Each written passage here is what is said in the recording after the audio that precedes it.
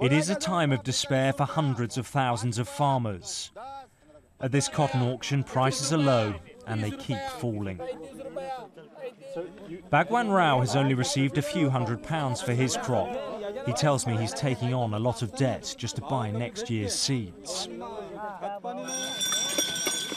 Across India, farmers are struggling to keep up with a country driving forwards at a rapid pace. Kamala Surtam is now a widow. Her husband is one of many farmers who've given up and committed suicide. Our husbands commit suicide out of desperation, and the widows have to bear the burden of feeding and clothing and educating the children and living this hard life.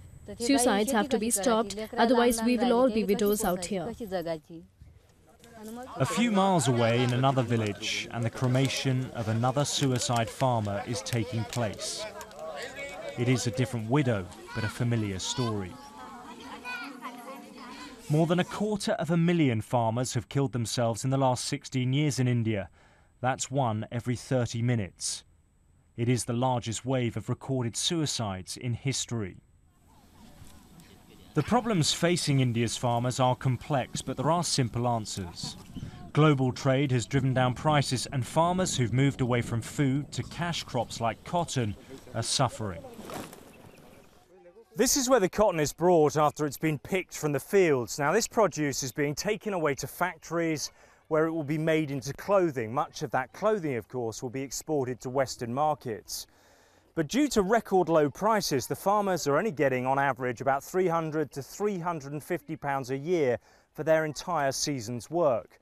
And after they've bought new seeds, pesticides and fertilisers for next year's crops, it leaves barely enough to survive.